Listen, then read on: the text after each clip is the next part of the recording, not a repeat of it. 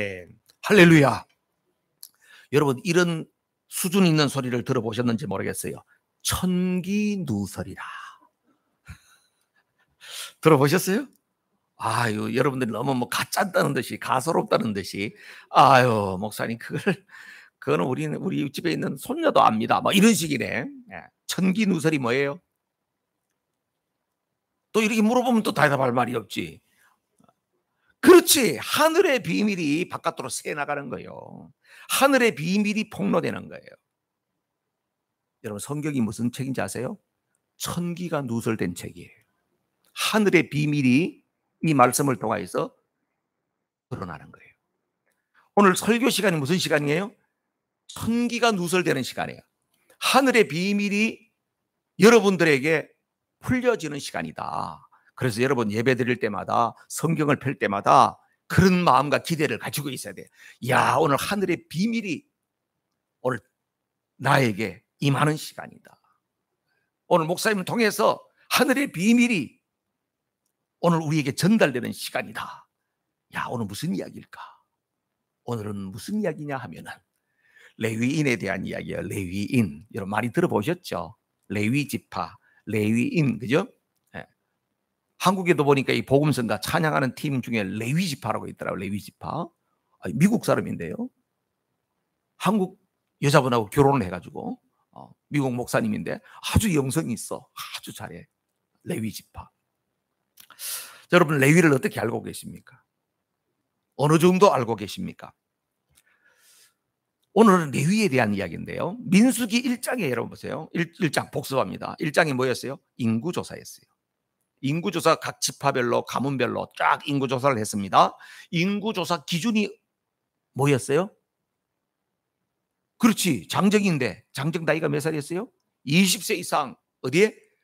전쟁에 나갈 수 있는, 군대에 부름받을 수 있는 20세 이상의 남자를 기준으로 해서 각 지파별로 인구조사를 쫙 했습니다. 12지파를 다 조사해가지고 합산을 했더니 몇 명이었다? 몇 명이었대요? 제가 도미니카 공화국에 있는 그 현지인 원주민 목사님들 이야기 했잖아요. 그 사람들 막 계산을 막 자기들끼리 상의를 해가지고 그랬는데 성경 말씀은 와, 몇 명? 그 정도면 잘했어. 60만 3천 정도면 해도 잘했어. 할렐루야. 여러분들이 저 도미니카 공화국에 목사님들 다 나왔다는 이야기야. 60만 3,550명이라 그랬죠. 60만 3,550명. 그래서 우리가 출애굽 인원이 얼마냐? 그렇게 이야기하면 장정만 60만 3,550명입니다. 그들이 대부분 다 결혼을 했기 때문에 아이들도 있고 그러니까 못돼도 200만, 300만 그 이상이라고 이야기하는 사람도 있습니다. 우리는 출애굽 인원을 그렇게 이야기합니다. 그죠? 그런데 거기에 그 숫자 속에 레위인이 포함됐다 안 됐다? 안 됐다. 60만 3,550명 50명 가운데 레위인들은 거기에 포함이 안 됐어요. 그 다음에 2장으로 갔습니다. 지난주일이었죠. 2장에는 진 배치를 했습니다. 성막을 중심으로 해가지고 동서남북으로 세 지파씩 있었잖아요.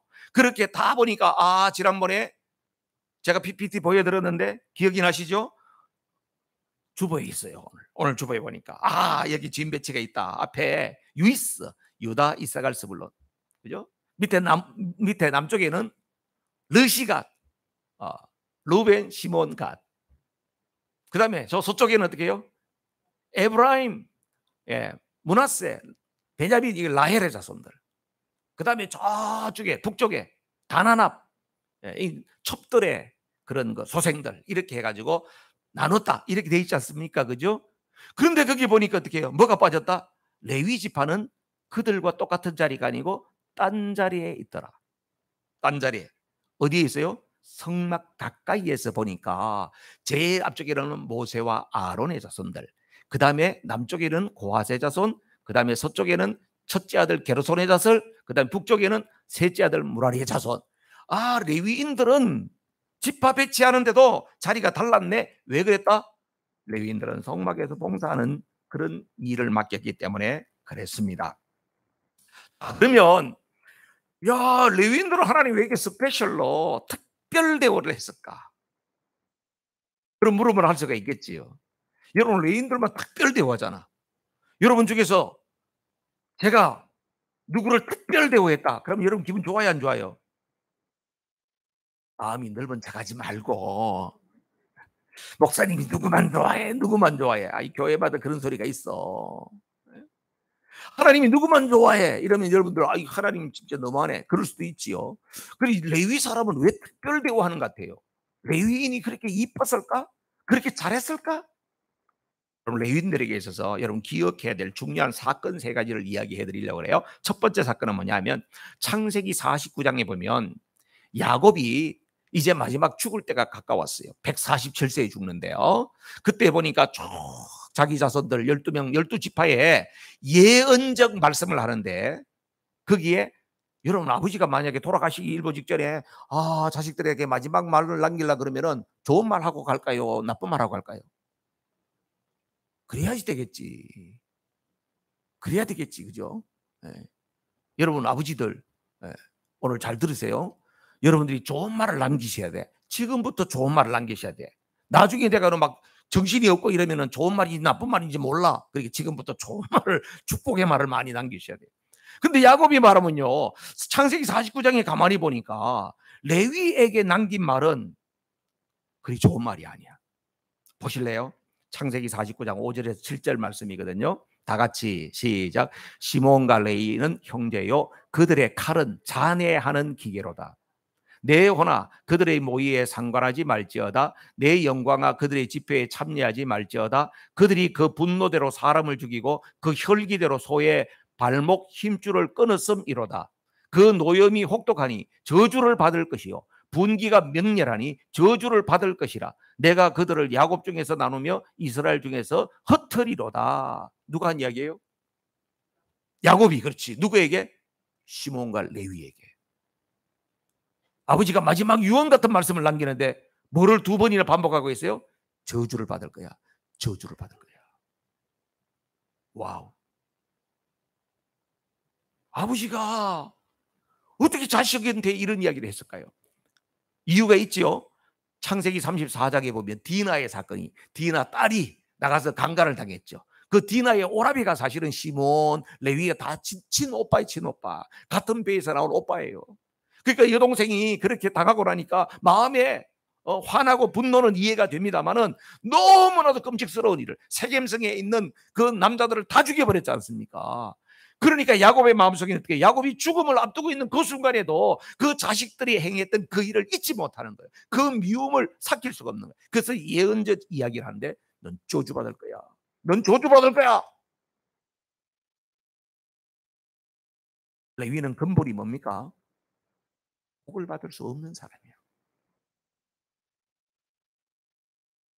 두 번째 사건을 이야기할게요. 두 번째 사건은 출애굽기 32장에 나오는 이야기입니다. 출애굽기 32장 26절에서 28절까지 나온 말씀인데 여러분 다 같이 읽어볼게요. 시작. 이에 모세가 진문에 서서 가로되 누구든지 여호와의 편에 있는 자는 내게로 나오라 하며 레위 자손이 다 모여 그에게로 오는지라. 무슨 이야기인지 대충 감이 오십니까? 계속 읽어볼까요? 예. 모세가 그들에게 이르되 이스라엘의 하나님 여호와께서 이같이 말씀하시기를 너희는 각각 허리에 칼을 차고 진 이문에서 저 문까지 왕래하며 각 사람이 그 형제를, 각 사람이 그 친구를, 각 사람이 그 이웃을 도륙하라 하셨느니라. 레위 자손이 모세의 말대로 행하며 이날에 백성 중에 3,000명 가량이 죽인 바 된지라. 레위 사건에서 잊지 못할 사건입니다. 그 앞전에는 보니까 여동생 성추행 사건으로 인하여서 칼 차고 가서 거기에 있는 막 무고한 사람들을 다 죽여버리는 그런 끔찍한 일을 저질렀던 이 레위가 지금 이 출애굽 사건에는 모세가 하나님 앞에 나가서 십계명을 받고 하나님과 교통하고 있는 중에 아론을 중심으로 해서 밑에서 금송아지를 만들어 놓고 이 송아지가 우리를 애굽에서 인도해낸 신이로다 그러면서 거기서 광란의 축제가 벌어지고 있었어요. 모세가 내려오니까 기가 막힐 노릇인 거예요. 하나님께서 이스라엘 백성들에게 어마어마한 선물을 주셨는데 그들은 지금 밑에서 하는 짓이 너무나도 하나님을 분노케 하는 일을 하고 있는 거예요. 그때 모세가 선포하잖아요. 여호와 편에 설 자가 누구냐? 그럴 때 레위 지파가 등장하는 거예요. 우리가 서겠습니다. 너희들은 가서 칼을 차고 와라. 그리고 이웃 우상숭배한 놈들을 다 빼라. 그 사람들이 누구예요? 자기의 친척이고 자기의 가족이고 자기 친구고 다 지인들이지. 눈물을 머금고 하나님 편에 서기 위해서 그 죄악을 단죄하는 거예요. 그 사건으로 인하여서 레위는 아버지로부터 저주받았던 그 레위가, 그 후손들이 여호와 편에 서는 결단을 통하여서 어떻게 해요? 그 한 달의 사건을 통하여서 저주가 변하여서 축복이 되어졌다고 하는 사실입니다. 여러분, 하나님 편에 서는 결단이 결국은 뭐를? 저주를 복으로 바꾼다. 세 번째 사건 하나를 이야기해 드릴게요. 레위 지파는 오늘 본문 속에 나오는 이야기인데요, 12절 13절 말씀을 보여요. 오늘 본문 12절 13절에 이런 말씀이 나옵니다. 시작. 보라, 내가 이스라엘 자손 중에서 레위인을 택하여 이스라엘 자손 중 모든 첫 해에 처음 난 자를 대신케 하였은즉 레위인은 내 것이니라. 처음 난 자는 다 내 것임은 내가 애굽 땅에서 그 처음 난 자를 다 죽이던 날에 이스라엘의 처음 난 자는 사람이나 짐승을 다 거룩히 구별하였음이니 그들은 내 것이 될 것임이니라. 나는 여호와이니라. 아멘. 하나님께서 이스라엘 백성들을 구원하시던 날에, 그 날이 무슨 날이에요? 애굽에서 구원하시는 그 날을 우리는 무슨 날이라 그래? 절기상으로 할렐루야 6월절이라 그러지. 6월절이에요. 5월절이 아니고 6월절입니다. 예. 이거는 뭐 제뉴얼리, 페브리 말하는 게 아니고 6월절이라는 건 패스 오버, 뛰어넘었다, 이런 뜻이에요. 피를 보고, 심판의 전사가 피를 보고 피가 발려있는 그 집은 뛰어넘었다, 그런 의미예요. 6월절에는 여러분 잘 아시죠? 하나님의 말씀을 따라서 양을 잡아가지고 문설주와 임방에 피를 발라놓고 그 집 안에 있었던 사람들, 그 집 안에 있었던 자녀들은 보호를 받았습니다. 특별히 장자들이 다 보호를 받았어요. 애굽의 사람들은 이 사실을 몰랐어요. 또 들었을 수도 있어요. 야, 이스라엘 사람들 지금 뭐 양 잡고 난리가 나서 뭐 피를 발려야 산대. 아이고, 웃기고 있네. 그랬을지 모르겠어요. 그리고 나서 다 자기들 가서 편안하게 널널이하게 평소처럼 잤는데 아침 보니까 누가 죽어 있어요? 장자가 죽어 있는 거예요. 외양간이가 누가 죽어 있어요? 제일 처음 태어난 가축들이 다 죽어 있는 거예요. 하나님께서 이 사건을 모세에게 일깨워 줍니다. 모세야, 그날 기억하니? 기억합니다. 너희들 이스라엘의 장자들은 어떻게 됐지? 하나님 다 지켜주셨잖아요. 그래. 그러면 그 이스라엘의 장자들은 다 누구 것이지? 하나님의 것이죠. 여러분, 하나님의 소유가 된다는 것이 얼마나 큰 축복이에요. 그렇죠? 우리 자녀들 가운데 우리에게 불평하는 게 이런 게 있어요. 엄마 아버지는 돈도 없고 말이지, 엄마 아버지는 공부도 못하고 말이지, 난 창피해, 나 우리 엄마가 이런 애들이 있어요. 싸가지가 없는 놈들. 그 다 철이 없을 때 그런 이야기예요, 그죠? 근데 철이 들면 안 그러겠지요. 그렇죠? 그런데 어떤 아이들은 보면 자기 부모님이 너무나도 대단하고 막 그 집에서 태어난 걸 아주 프라우드하게 생각하는 사람도 있지요. 하나님이 우리 아버지고 하나님이 내 보호자가 된다고 얼마나 자랑스러워요. 하나님 뭐라 그래요? 장자들, 이스라엘의 장자들은 내 것이다. 그렇기 때문에 이스라엘 장자들은 다 내게 속하여서 내가 시키는 그 일들을 해야 되는데, 집집마다 다 장자들은 다가 지금으로 말하면 목사님 되고 선교사님 되고 다 돼버리라, 그렇게 하려면은 어렵잖아. 그래서 하나님이 어떻게 했다고요? 각 집에 있는 장자들 대신해서 레위 지파 사람이 그 일을 대신하게 하겠다는 거예요. 그러니까 어떻게 되겠어요? 레위 지파는 이스라엘의 장자의 복을 받게 되는 거예요. 여러분, 흐름이 생각납니까? 자, 창세기 49장에 레위는 어떤 사람이었다? 아버지로부터도 저주받았던 사람이에요. 아버지로 저주받았다고 하는 것은 그 인생 자체가 아주 혈기가 많고 이거는 잔인하고, 그러니까 인품이나 모든 면에서 복을 받을 수 없는 놈이요. 그런데 어떻게 해요? 여호와 앞에 설 자가 누구냐? 결단의 순간에 정말 눈물을 머금고 하나님 앞에서 결단했더니 저주가 변화해서 복이 되어졌다. 그런데 그 복으로만 끝나는 것이 아니고 이스라엘 백성들의 장자가 받아야 할 그 복을 레위 지파가 누리게 된 줄로 믿습니다. 여러분, 장자의 복이 뭔지 아시죠? 왕권, 제사장권 두 배의 몫이라고 하는 게 있지 않습니까? 거기에서 레위 지파가 제사장권의 복을 받게 된 줄로 믿습니다. 자, 그러면 여러분, 이 말씀이 구약 시대의 레위 지파가 그랬어요. 아, 그랬군요. 그걸로 끝나면은 오늘 이 말씀이 천기누설이 안 되는 거예요. 오늘 이 말씀이 천기누설이 되기 위해서는 어떻게 되냐? 그러면 그 레위 지파의 이야기가 나에게 지금 어떤 의미가 있느냐는 거예요. 여러분에게 어떤 의미가 있습니까?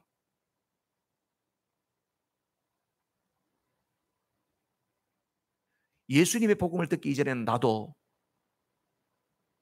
저주받을 수밖에 없는 사람이고 지옥으로 떨어질 수밖에 없는 인생이었어요.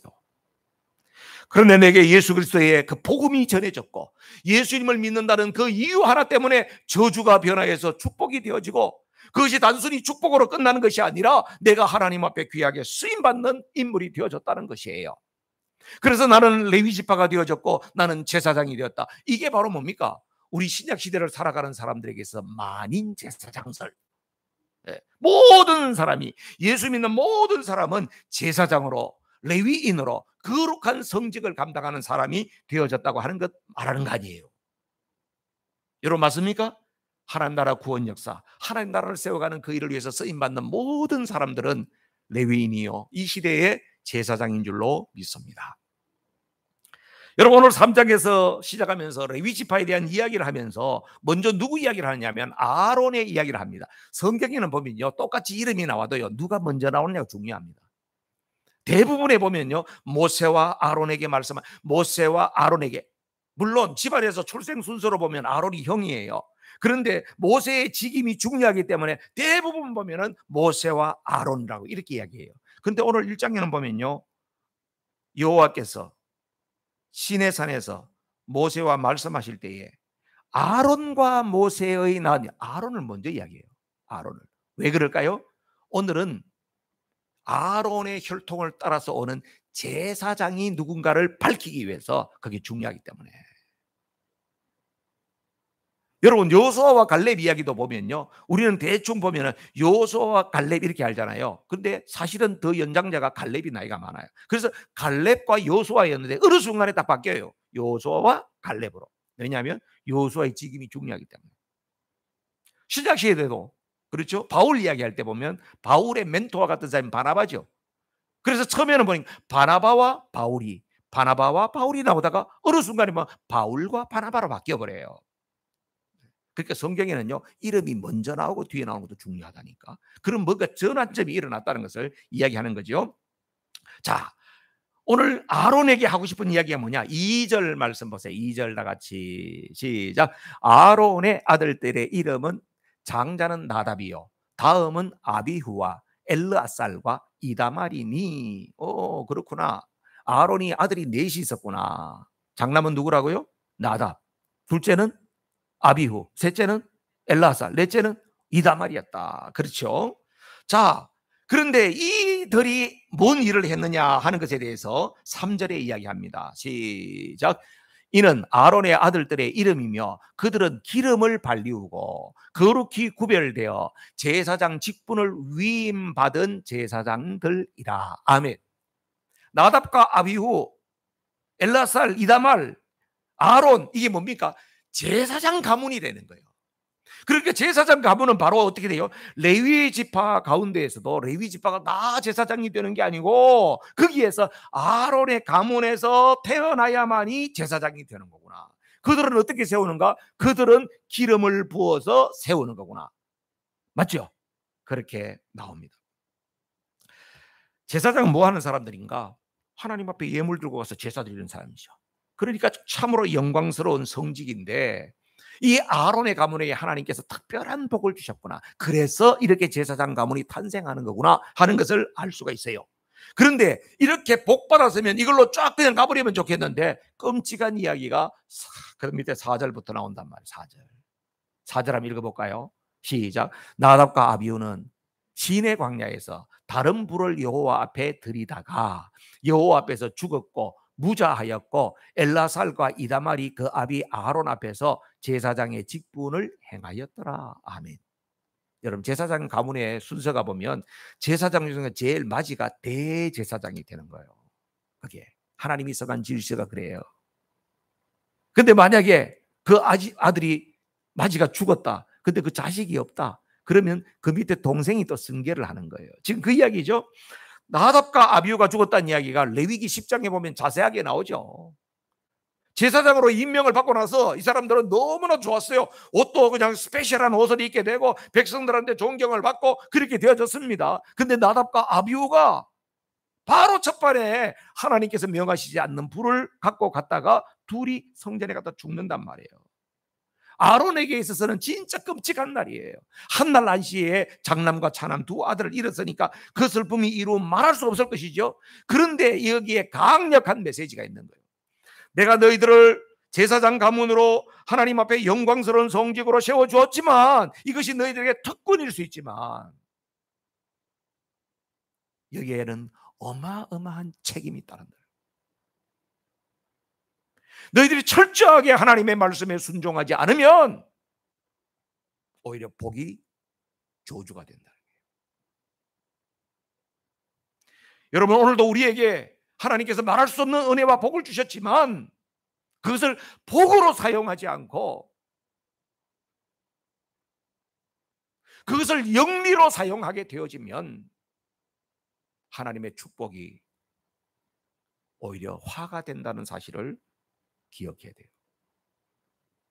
하나님은 사랑의 하나님이니까 하나님은 우리에게 은혜 베푸시기를 좋아하시는 분이니까 그 사실만 믿고 자기 마음대로 행하고 하나님의 말씀과 완전히 등지고 살고 그 사람을 하나님께서 복을 주시겠느냐? 하나님께서는 우리에게 특권도 주지만 그 특권에 걸맞는 믿음의 삶을 요구하고 있다고 하는 것을 기억해야 돼요. 그리고 제사장 이야기하고 난 다음에 그 다음에 바로 무슨 이야기를 하느냐 하면 다른 레위 지파에 대한 이야기를 하고 있는데요. 6절 말씀 다 같이 6절 시작. 레위 지파로 나와 제사장 아론 앞에 서서 그에게 시종하게 하라. 아멘. 아, 레위 지파는 뭐 하는 거죠? 제사장이 제사를 드리는 일을 잘하도록 하기 위해서 옆에서 돕는 역할을 하는 거구나. 하나님께서는요, 질서의 하나님. 창세기 여러분 창조 사건 보시죠. 얼마나 하나님께서 순서대로 하시는지. 빛이 있어라 하고 나서 궁창이 궁창 아래 나누고 그 다음에 육지 땅을 만들고 거기다가 땅에 식물 만들고, 그죠? 식물이 나와야지 그 다음에 와가서 뭐 동물이 뭐 풀을 뜯어먹든지 뭘 할 거 아니에요. 그죠? 하나님 다 베이스를 먼저 만들고 그 위에 있어야 될 것을 만들고, 이게 하나님은 너무나도 질서로 조화롭게 하시는 분이란 말이에요. 그런데 우리 관계 속에서도 레위인 속에서도 하나님께서는 질서 잡 디스크립션을 정확하게 해놓으셨다는 거예요. 그래서 제사장은 어떤 역할, 제사장 중에서 대제사장은 누구, 그 다음에 레위인은 제사장에게 어떤 면을 돕는가, 그것을 또 구체적으로 이야기했다. 7절 8절에 보면요, 7절 8절 다 같이 시작. 그들이 회막 앞에서 아론의 직무와 또 온 회중의 직무를 위하여 회막에서 시무하되 곧 회막의 모든 기구를 수직하며 이스라엘 자손의 직무를 위하여 장막에서 시무할지니. 아멘. 세번역 성경이 이럴 때 훨씬 더 우리에게 와닿아요. 이렇게 돼 있다고요. 들어보세요. 레위 지파 사람은 성막에서 봉사하는 사람들로서 아론과 온 회중이 회막 앞에서 제사를 드릴 때에 그 일을 돌볼 사람들이다. 그들은 성막에서 봉사하는 사람들로서 회막 안에 있는 모든 기구를 보살피고 이스라엘 자손이 해야 할 일을 돌보아야 한다. 훨씬 쉽게 와닿나요? 예, 그렇습니다. 레위인들이 해야 될 일이 뭔지 잡 디스크립션이 그렇게 정확하게 주어져 있다 하는 것이죠. 그래서 하나님은 그 맡은 일, 맡은 사명을 잘 감당하는 것이 중요한 거예요. 여러분, 우리가 하나님 나라를 세워가는데 교회를 이야기할 때도 보면 예수님이 교회의 머리가 되신다.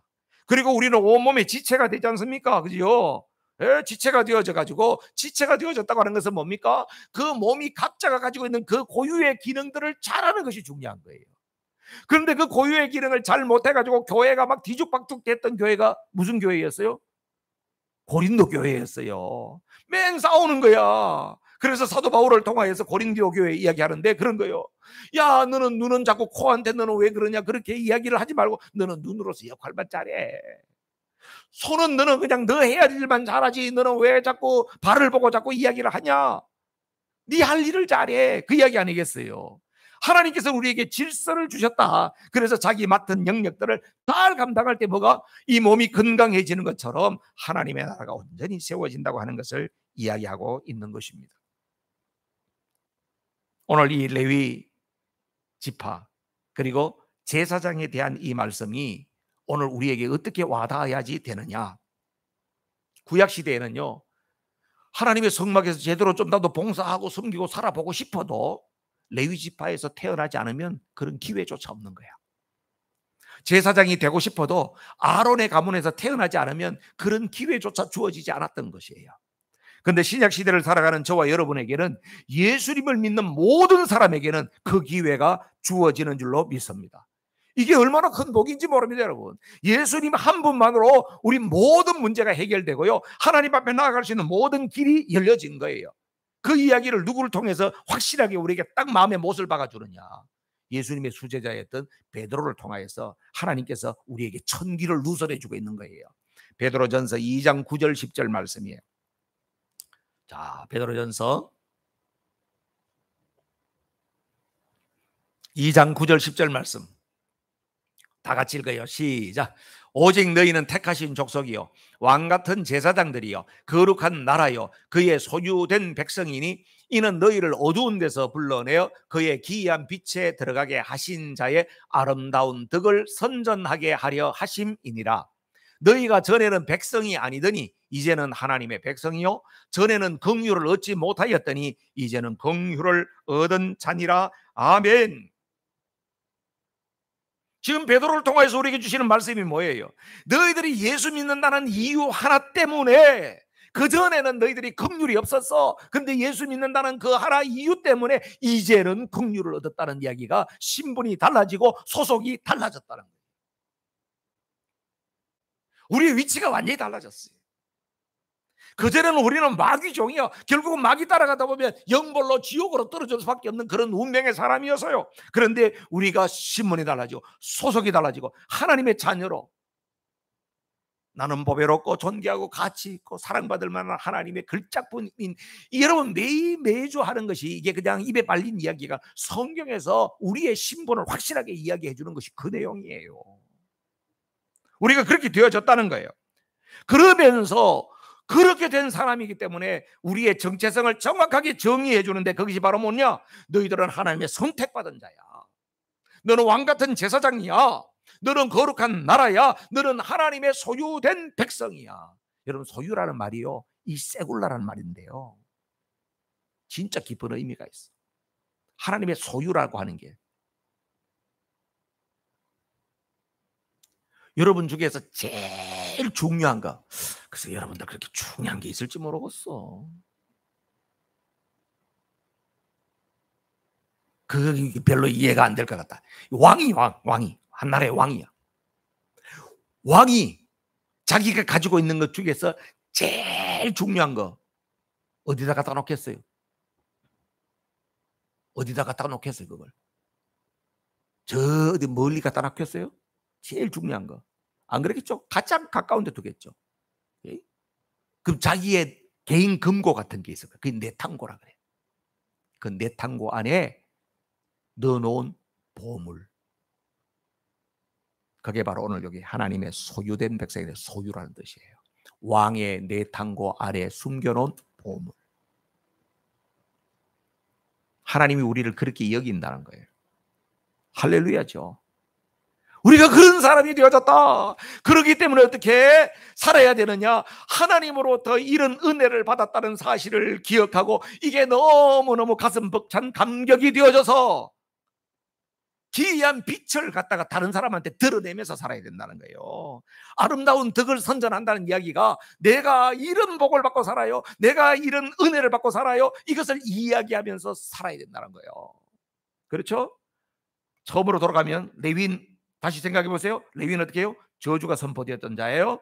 그런데 하나님의 편에 설 자가 없느냐? 예, 우리가 서겠습니다 해가지고 그 기회를 붙잡아가지고 저주가 복이 된 사람이에요. 거기서 머물지 않고 어떻게 해요? 장자의 복을 받은 사람이에요. 우리가 예수님이 있는 이유 그 하나 때문에 하나님께서 우리에게 그 복을 주신 줄로 믿습니다. 저주가 아니라 복이 되어졌어요.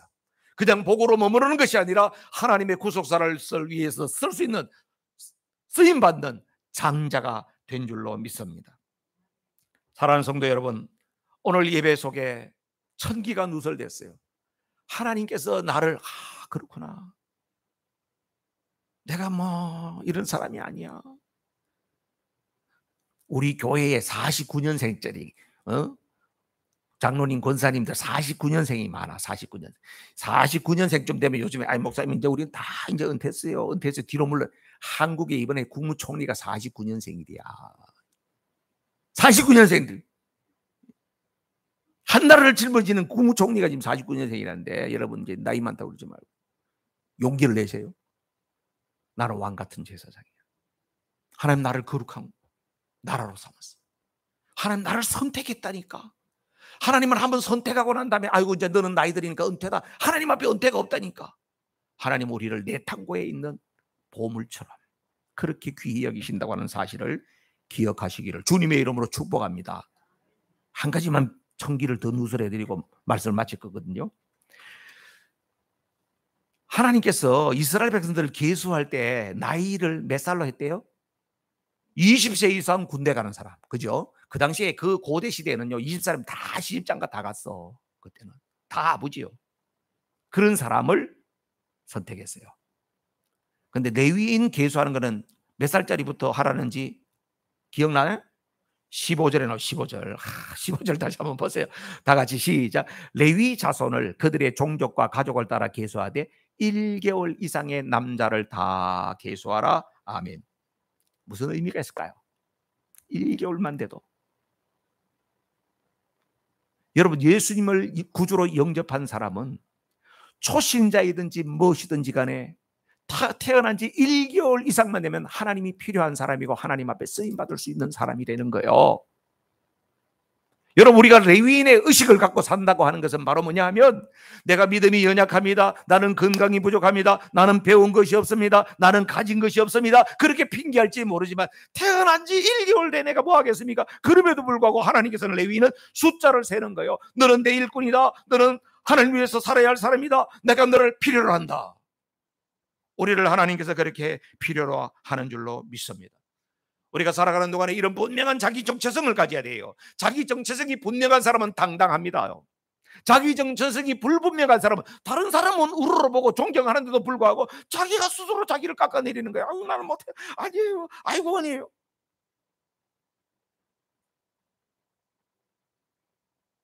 제가 공부하는데 어떤 목사님 한 분이 얼마 전에 다 다른 분이 격려하고 목사님 오늘 수고했어요. 너무 좋았어요. 오늘 다 이야기하는데 그 칭찬을 받아들이지를 못하는 거예요. 아니에요. 저는 말만 해요.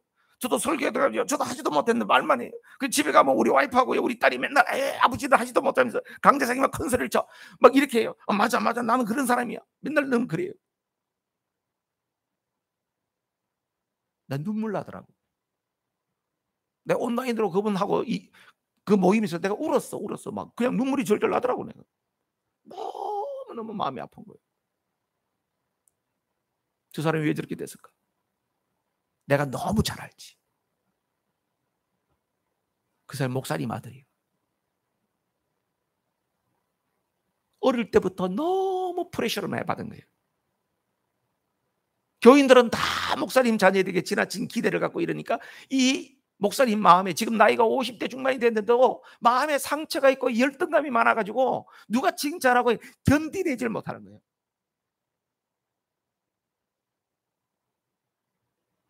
여러분 하나님 앞에서 나의 자화상을 새롭게 가져야 돼요. 나는 왕 같은 제사장이야. 나는 하나님 선택받은 사람이에요. 나는 거룩한 나라요. 나는 하나님의 소유된 백성이에요. 하나님이 나를 그렇게 필요로 하세요. 하나님 나를 그렇게 귀히 쓰세요. 아멘도 안 하시네. 아멘이에요. 그런 마음을 가질 때에 우리는 당당해질 수 있어요. 하나님 앞에서 용기 있게 살아갈 수가 있어요. 그리고 하나님 앞에서 날마다 나 자신을 구별하려고 해요. 내가 하나님 앞에 쓰임받아야 살는데 이렇게 막 살면 안 되지. 내가 세상 사람하고 똑같이 이러면 안 되지. 내가 먹는 것도 절제해야지. 내가 보는 것도 절제해야지. 그 마음이 내 안에 이런 분명한 정체성이 있을 때에 그런 결단이 생기는 줄로 믿습니다. 마지막에 디모데전서 4장 8절 말씀만 읽고 말씀을 마치겠습니다. 시작. 육체의 연습은 약간의 유익이 있으나 경건은 범사에 유익하니 금생과 내생의 약속이 있느니라. 아멘. 레위인으로 살아가기 위해서는 경건의 훈련이 필요해요. 우리 다 일어나서 찬양합시다.